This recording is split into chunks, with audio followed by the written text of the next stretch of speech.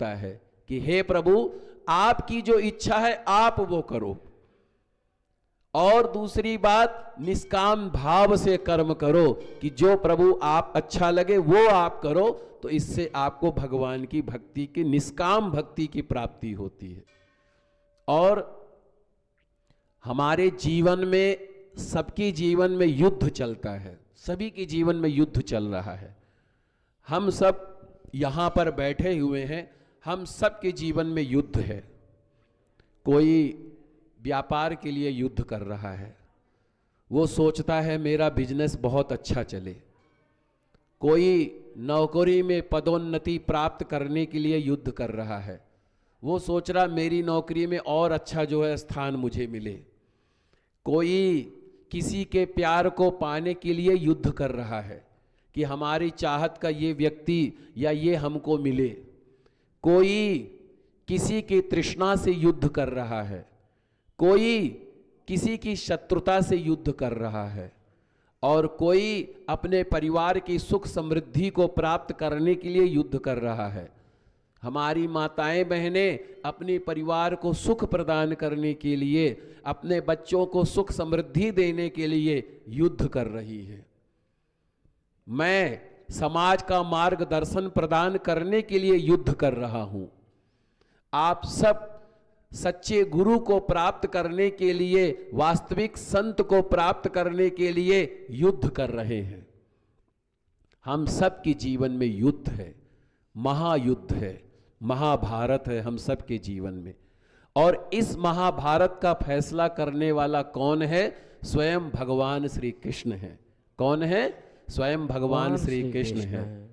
तो जब जब भी आप अपना सारथी भगवान को बनाएंगे, जब जब भी आप अपना सारथी उमापति महादेव को बनाएंगे, तब तब ना आपको जीत की प्रसन्नता होगी, ना ही हार का दुख होगा।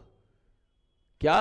ना जीत की प्रसन्नता होगी, ना ही हार का दुख होगा। सो इस बात को ध्यान रखिए, जब जब आपकी जीवन में युद्ध चल रहा हो, किसी भी प्रकार का बिजनेस करने जाते हैं, बिजनेस करिए, खूब करिए, पर यह कहिए कि हे प्रभु ये मेरा बिजनेस नहीं है, ये आपका बिजनेस है।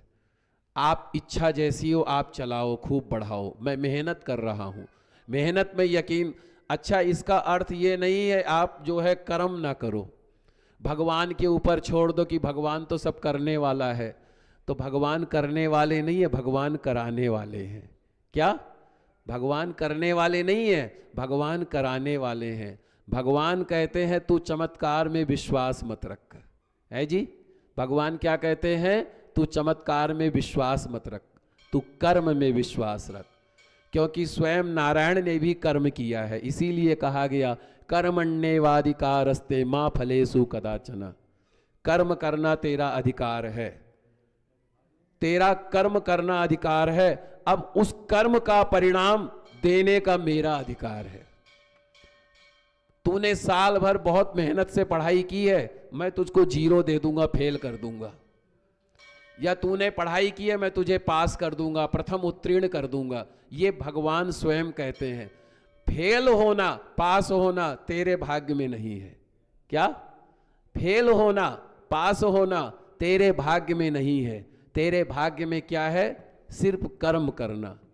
तो जब भी आप अपना कर्म करें, आप माताएं बहनें परिवार के सुख समृद्धि के लिए खूब प्रयत्न करती हैं। साल भर तो परिवार के सुख आशीर्वाद के लिए ही आप प्रयास करती हैं। हमारे माताएं बहनें धन्य हैं कि आपके द्वारा परिवार का, समाज का, देश का, भारतवर्ष का इतना सम्मान होता है, इतना जो है सर्वांगीण जो है विकास होता है, इसमें आपकी अहम भूमिका होती है। हमारी माताएं बहनें धन्य हैं जो अपने परिवार के लिए, अपने देश के लिए, अपने समाज के लिए अपने सुख को न्यौछावर कर देती हैं, अपने सुख की परवाह नहीं करती हैं। अहोई अष्टमी होता है बच्चों के लिए, होता है कि नहीं होता? कि मेरे बच्चे खूब अच्छे रहें, स्वस्थ रहें। करवा चौथ का व्रत होता है पति के लिए, मेरे पति की खूब लंबी आयु हो। खूब स्वस्थ रहे, खूब अच्छा कमाए धमाए। और जितने भी प्रकार के त्योहार होते हैं वो सब जो है बच्चों के लिए है, पति के लिए है, माता पिता के लिए है, लेकिन स्वयं आपके लिए कोई त्योहार नहीं।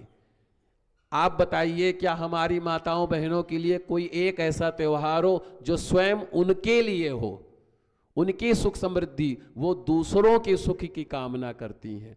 तो आप धन्य हैं। तो इसीलिए जब आप परिवार में सेवा करें, और एक बात बताऊं आपको, आप और भी धन्य हैं। क्यों? क्योंकि आपको भगवान ने दो चीजों का सर्वोत्तम वरदान दिया है। क्या? एक तो आप जननी हैं, जननी का स्थान सर्वोत्तम स्थान होता है। उसके बाद में आप परिवार का भरण पोषण करने वाली हैं। आप बच्चों को भोजन देती हैं, नाश्ता देती हैं। जब हम भंडारा करते हैं, दूसरों को भोजन खिलाते हैं, दूसरों को प्रसाद खिलाते हैं। तो जब आप भोजन बनाएं घर में, जब आप नाश्ता बनाएं घर में, तो आप अपने आप को धन्यवाद दें और अपने रसोई में अन्नपूर्णा माता की तस्वीर अवश्य लगाएं। किसकी? और रसोई को कभी किचन ना बोलें, क्योंकि जहाँ पर किचकिच होती है उसको कहते हैं किचन, और जहाँ पर प्रसाद बनता है वो अन्नपूर्णा भंडार। तो रसोई का नाम रखें माँ अन्नपूर्णा भंडार। और जब प्रसाद बनाए तो भगवान का भजन चला दे, भगवान का भजन चला दे। और प्रसाद बना करके बच्चों को प्रेम पूर्वक खिलाएं, पति देव को प्रेम पूर्वक खिलाएं, अपने सास ससुर को प्रेम पूर्वक भोजन खिलाएं, अपने माता पिता को प्रेम पूर्वक भोजन कराएं, अपने भाइयों को प्रेम पूर्वक भोजन कराएं, अपने घर परिवार को प्रेम पूर्वक भोजन कराएं। और भोजन कराना पाप होता है कि पुण्य होता है? आप लोग बताइए। पुण्य होता है ना। जब आप भंडारा करते तो दूसरों को भोजन कराते हैं, तो अपने घर के सदस्यों को जब भोजन कराते हैं तो भोजन बहुत बड़ा पुण्य तो पा रहे हैं आप, कि नहीं पा रहे हैं? तो वैसा ही भाव अपने बच्चों में रखें। तो इसी तरीके से आप जो भी कर्म करें भगवान को अर्पण कर दें। आप कभी ये मत समझे मेरे बच्चे मेरे हैं, आप समझे मेरे बच्चे इनके हैं। किनके हैं? इनके हैं, मेरे नहीं है। क्योंकि जन्म से पहले मुझे कहाँ पता था मेरा बच्चा कौन है, और मृत्यु के बाद भी मुझे कहाँ पता रहेगा कि मेरा बच्चा कौन था। ठीक है? तो इसीलिए ईश्वर अंश जीव अविनाशी। क्या? ईश्वर अंश जीव अविनाशी। ईश्वर का अंश है ये जीव। तो अपने बच्चों में भगवान का स्वरूप देखें। जैसे लड्डू गोपाल जी की पूजा करते हैं प्रेम से, अपने बच्चों की भी पूजा करें। अपने बच्चों में जो है भाव रखें कि ये नारायण ही तो है, मेरा गोविंद ही तो है, मेरा माधव ही तो है। ये भाव रखें। अपने पति में भगवान विष्णु का ध्यान करें, स्वयं नारायण उमापति महादेव का ध्यान करें। अपने परिवार में जो है भगवान का मंदिर का ध्यान करें, तो आपको भगवान की कृपा की प्राप्ति होगी। और अगर परिवार में कभी कोई संकट आता है, कोई परेशानी आती है, तो इनके सामने कहें प्रभु जो तुझे अच्छा लगता है वो तू कर, मैं अपने तरफ से प्रयास कर रही हूँ। कभी कोई ऐसी घटना हो जाए तो आप टूटे ना बिल्कुल भी, अपने आप को हताश ना करें, क्योंकि आप भगवान नहीं हैं, आप इंसान हैं, लेकिन आपका कर्म ही भगवान है। सो आप ऐसा कर्म करें कि जिससे जो है प्रयास अच्छा करें। जैसे मैं आपके यहाँ कथा करने आया हूँ, तो मैं कथा तो और भी तरीके से कर सकता हूँ, पर मैं भाव के द्वारा कथा कर रहा हूँ, मन के द्वारा कथा कर रहा हूँ, प्रेम के द्वारा कथा कर रहा हूँ, सच्चे वास्तविक श्रद्धा के द्वारा कथा कर रहा हूँ, क्योंकि ये मेरा कर्म है। अब इस कथा के द्वारा मुझे क्या मिले क्या ना मिले ये मेरे हाथ में नहीं है। क्या? ये मेरे हाथ में नहीं है, ये इनके हाथ में है। किनके हाथ में है? इनके हाथ में है। तो मेरा कर्म क्या है? मेरा कर्म है भगवान की कथा करना, मेरा कर्म है। ऐसे ही आप मेरे भाई हैं, आप लोग जब बिजनेस करने जाएं तो बिजनेस करते हुए ये सोचिए मेरा बिजनेस नहीं है, ये स्वयं नारायण का बिजनेस है। किसका बिजनेस है? नारायण का बिजनेस है। भगवान न करे कभी आपकी बिजनेस में घाटा हो जाए, तो कभी अपने आप को हताश ना होने दे, कभी आपको टूटने ना दे, कभी अपने आप को गलत दिशा की तरफ मत सोचे। ये सोचे कि शायद आज वो मुझसे ये काम नहीं करवाना चाहता है। क्योंकि मैं एक बात बता रहा हूं, आप सबने भी सुना होगा, भगवान जब एक लेता है तो 10 देता है। भगवान जब एक लेता है तो 10 देता है। तो बिजनेस करते हुए ये भाव रखें, मेरा काम चले या ना चले, पर मैं अपने काम को पूरे ईमानदारी से करूंगा। क्या? मैं अपने काम को पूरे ईमानदारी से करूंगा, मेहनत करूंगा, और इसके लिए जैसा जो नियम होता है वो नियम भी करूंगा, पर किसी के साथ विश्वासघात नहीं करूंगा, किसी के साथ में गलत नहीं करूंगा। अगर आपका अन्न का काम है या कोई सब्जी का काम है, फल का काम है, तो उसमें प्रयास करें मिलावट ना करें। आप शुद्ध वस्तु प्रदान करें, शुद्ध खाद्य पदार्थ करें। हो सकता है आप मिलावट करके 100 रुपया कमा लेंगे, और हो सकता है शुद्ध तरीके से आप 2 रुपया कमाएंगे, पर वो 2 रुपया आपका 2 करोड़ रुपया हो जाएगा। क्या? वो 2 रुपया आपका 2 करोड़ रुपया हो जाएगा, और उससे कितने लोगों की दुआएं लगेंगी, कितने लोगों का आशीर्वाद लगेगा। ये भाव रखिए। घाटा हो इनको बोलिए, देखो भाई हमने मेहनत किया है, अब आप घाटा कर रहे हो करवा दो, मुझे कोई फर्क नहीं पड़ता। और लाभ करवा रहे हो तो कभी अहंकार मत बनो। ये मत सोचो आज मैं भगवान बिजनेस से इतना पैसा कमा लिया हूं तो आपके शब्दों में फर्क आ जाए, आपके व्यवहार में फर्क आ जाए, आपके कर्म में फर्क आ जाए। ऐसा काम बिल्कुल मत करो। अपने बिजनेस में सात्विक भाव से बिजनेस करो। ऐसे आप नौकरी करते हो, आप अगर डॉक्टर हैं तो जब आपका जो पेशेंट है, जो आपका मरीज है, उसमें स्वयं नारायण को देखे, ना कि ये समझे कि आज इसको जो है चीर फाड़ करके इसका काम तमाम करता हूँ, 1 करोड़ रुपए का चेक मिलना लिखा है, पर वो 1 करोड़ का रुपए का चेक आपका 100 अरब रुपया बर्बाद कर देगा। क्योंकि वो भी किसी का बच्चा है, वो भी किसी का भाई है, वो भी किसी की बहन है, वो भी किसी की माँ है। तो अपना काम ईमानदारी से करो। हाँ, अगर आपके काम में नुकसान हो गया, हताश मत हो, इनको अर्पण करो। प्रभु मैंने तो अपने तरीके से कर्म कर दिया है, सच्चे भाव से किया है, आपका सुमिरन करते हुए किया है, अब आपकी जो इच्छा है आप वो करो, मुझे कोई फर्क नहीं है। ऐसे अगर आप शिक्षक हैं, शिक्षक बहुत बड़ी पदवी होती है भाई साहब, बहुत बड़ी पदवी होती है शिक्षक की, क्योंकि एक शिक्षक 1000 कुलों को तारता है, 1000 बच्चों के भविष्य का निर्माण करता है। तो अगर एक जो शिक्षक है, अगर अपने फायदे के लिए बच्चों को उचित शिक्षा प्रदान नहीं करता है, बच्चों को अच्छे संस्कार नहीं देता है, अपने कमाने के चक्कर में बच्चों के भविष्य से खिलवाड़ करता है, तो कहीं ना कहीं एक ना एक दिन उसके बच्चों के साथ भी खिलवाड़ होता है। सो इसीलिए आप पढ़ाते हो तो बच्चों को मन से पढ़ाओ। ऐसी ही आप कोई भी काम करते हो, आप वकील हो, जज हो, डॉक्टर हो, पुलिस में हो, आर्मी में हो, नेता हो, अभिनेता हो, कथावाचक हो, पंडित हो, कोई भी हो, कुछ भी हो, प्रयास करो अपना काम हम पूरी ईमानदारी से करेंगे। कभी भी सरकार को मत कोसो। मैं पेपर में पढ़ता हूं, कहीं कोई घटना हो गई सरकार को लोग कोसने लगते हैं, कोई बात हो गई सरकार को, क्यों? क्या सारा काम सरकार ही करेगी? आप क्या करोगे फिर? आप भारत के नागरिक हो कि नहीं हो? तो भारत के नागरिक होने के नाते आपका भी कुछ कर्तव्य बनता है कि नहीं बनता है, कि सब काम सरकार ही करेगी? सरकार तो स्वयं आप ही हो।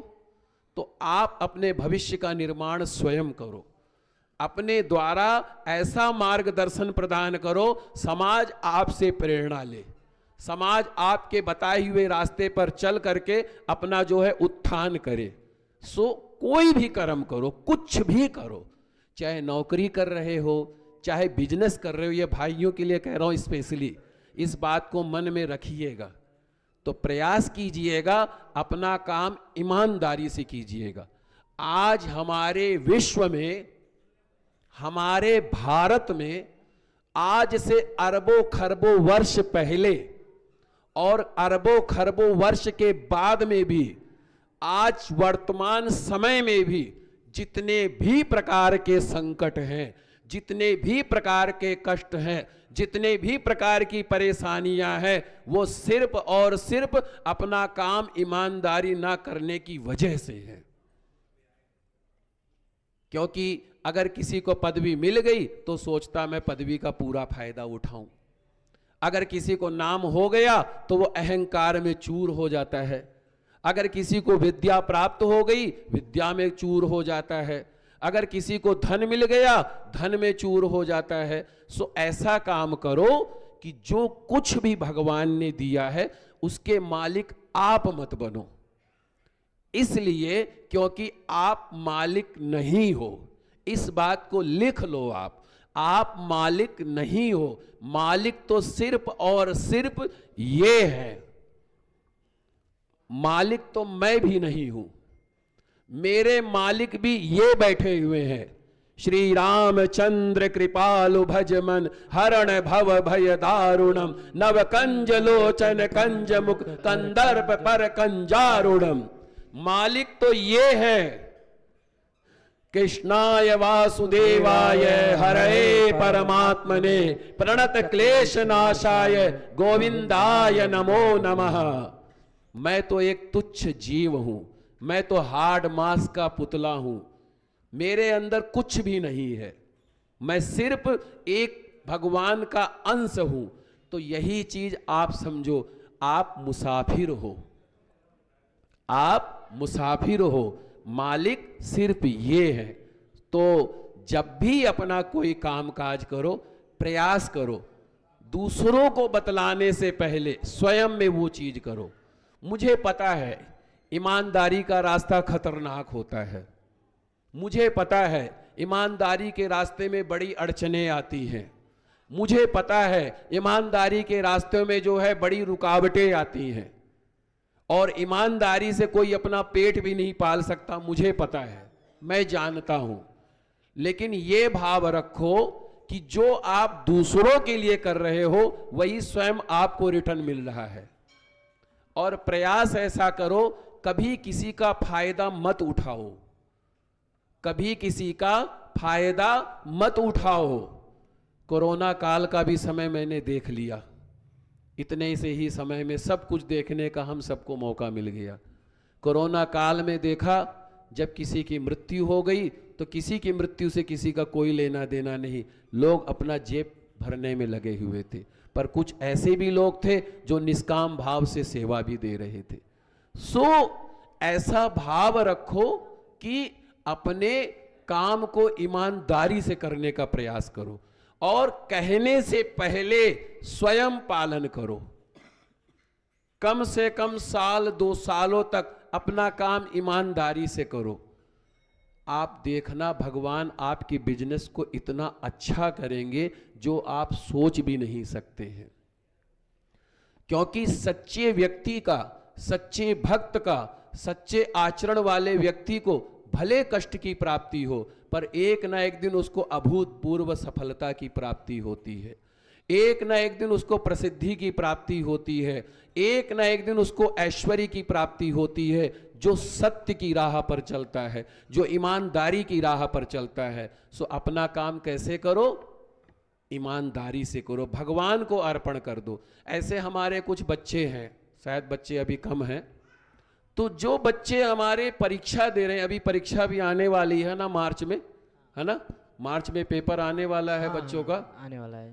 तो मैं कहना चाहूंगा अपने प्यारे प्यारे बच्चों से, बेटा आप पढ़ाई के लिए पुरजोर मेहनत करो, खूब मेहनत करो, पढ़ाई करो, क्योंकि शिक्षा ही आपको आगे लेके जाएगी, शिक्षा ही आपको सर्वांगीण आपका विकास करेगी। पढ़ाई खूब करो, लेकिन पढ़ाई से ये मत सोचो कि अब मैं संकल्प करता हूं 100% नंबर लाके दिखाऊंगा। ये मत कहो, ये कहो मैं पढ़ाई कर रहा हूं, जितना नंबर आएगा इनकी मर्जी है। क्या? जितना नंबर आएगा इनकी मर्जी है। अगर मेरी मेहनत सफल नहीं हुई तो क्या हुआ, अगली बार मेहनत करूंगा। उस बार भी मेहनत सफल नहीं हुई तो क्या हुआ, उससे अगली बार मेहनत करूंगा। प्रयास कभी भी जो है निष्फल नहीं होता है, प्रयास कभी भी बेकार नहीं होता है। क्यों? करत करत अभ्यास के जड़ मति होत सुजान, रसरी आवत जात है सिर पर परत निशान। अभ्यास के द्वारा सभी कार्य सिद्ध किए जा सकते हैं, अभ्यास के द्वारा सभी कार्यों की पूर्ति की जा सकती है। अगर पढ़ाई में अच्छे नंबर ना आए, हताश मत हो, दुखी मत हो, परेशान मत हो, फिर से मेहनत करो। और अगर अच्छे नंबर आ जाएं, पूरे स्कूल में उत्तीर्ण हो जाओ, तो कभी अहंकार मत करो। उन बच्चों का मजाक मत उड़ाओ जिन बच्चों का नंबर कम आया है, उन बच्चों में हीन भावना मत भरो जिन बच्चों का नंबर कम आया है, बल्कि उनका विकास करो, उनको सांत्वना दो। कोई बात नहीं दोस्त, तेरा नंबर कम आया है तो क्या हो गया, अब की बार मैं तेरे साथ में हूं, मैं तुझको जो है पढ़ाई में तेरा साथ दूंगा, मैं तेरा सपोर्ट करूंगा, चिंता मत कर, अगले साल इससे डबल ट्रिपल नंबर आएगा तेरा। जब कोई हार रहा हो, कोई टूट रहा हो, उसका मजाक मत उड़ाओ। और अगर आपको समाज में कोई दीनहीन, दुखी, कोई परेशान व्यक्ति दिखे, कोई टूटा हुआ व्यक्ति दिखे, भूल करके भी उसका मजाक मत उड़ाना, क्योंकि स्वयं नारायण उसके अंदर होते हैं। अगर आपने उसका मजाक उड़ाया, उसका फायदा उठाया, तो कई गुना फायदा आपका उठाने के लिए यह बैठा हुआ है। प्रयास ऐसा करना। तो बच्चों, मैंने आपको बताया, मेहनत करो मेरे बच्चों, मेहनत करो। आप माताएं बहनें घर की सुख समृद्धि के लिए खूब प्रयास करो, लेकिन उसमें तल्लीन मत हो जाओ। आप बिजनेस करते हो, बिजनेस खूब करो, पर उसमें तल्लीन मत हो जाओ। आप नौकरी करते हो, नौकरी खूब करो, पर उसमें तल्लीन मत हो जाओ। अर्थात आसक्ति रहित होकर के कर्म करो। क्या? आसक्ति रहित होकर के कर्म करो। ये समझो, कर्म करना मेरा अधिकार है, पर फल पाना, फल देना ना देना इनका अधिकार है। अगर इनकी इच्छा होगी तो देंगे, नहीं इच्छा होगी तो नहीं देंगे। मिल जाए कभी खूब अभिमान में मत आओ, खो जाए हताश मत हो, दुखी मत हो, फिर से उम्मीद करो, फिर से स्वाभिमान। स्वाभिमान का अर्थ है आत्मनिर्भर, अपने आप पर निर्भर रहने का प्रयास करो। इस तरीके से जो है भगवान की कृपा की प्राप्ति हो सकती है। तो अपना कर्म भगवान को अर्पण करो, अपना बिजनेस भगवान को। तो अगर आप इस तरीके से करेंगे ना, तो आप देखना परिवार में कितनी सुख समृद्धि आती है महाराज जी, कितना आनंद आता है, कितना प्रेम होता है। और जब परिवार में सुख समृद्धि आती है ना, परिवार में जब प्रेम आता है ना, परिवार में जब प्रसन्नता आती है ना, तो गोस्वामी श्री तुलसीदास जी कहते हैं श्री सुंदर कांड में, जहां सुमति तहाँ संपत्ति नाना, जहां कुमति तहाँ बिटप निधाना। जहां पर सुमति होती है वहां पर कई प्रकार की संपत्ति आती है। अच्छा, एक चीज और है, फिर आगे की कथा कहता हूं कि आप जितने लोग, आप हम लोग कथा सुन रहे हैं, मैं सुना रहा हूं, हो सकता है कुछ लोग नीचे किसी की ड्यूटी लगी हो ही सकता है, ही है, कर रहे हैं। कोई फूलों की सेवा कर रहा है, कोई श्रृंगार की सेवा कर रहा है, कोई भंडारे की सेवा कर रहा है, कोई प्रसाद की सेवा कर रहा है, कोई लाइट की सेवा कर रहा है, कोई संगीत की सेवा कर रहा है, कोई जो है भगवान के पूजन की सेवा कर रहा है, कोई कथा की सेवा कर रहा है, और कोई जो है बाहर अपना जो है पादुका की सेवा कर रहा है। पर आप ये मत सोचना कि अगर आप पादुका की सेवा कर रहे हो तो आप छोटे हो गए। आप ये मत सोचना आप झाड़ू लगा रहे हो तो आप छोटे हो गए। आप ये मत सोचना कि आप कपड़े धो रहे हो तो आप छोटे हो गए। आप ये मत सोचना आपको भंडारी की व्यवस्था मिल गई तो आप छोटे हो गए। आप तो ये सोचना, अगर भले आपकी सेवा पादुका सेवा में लगी है, भले आपकी सेवा झाड़ू लगाने में लगी है, भले आपकी सेवा पोछा लगाने में लगी है, भले आपकी सेवा भगवान का वस्त्र धोने में लगी है, भले आप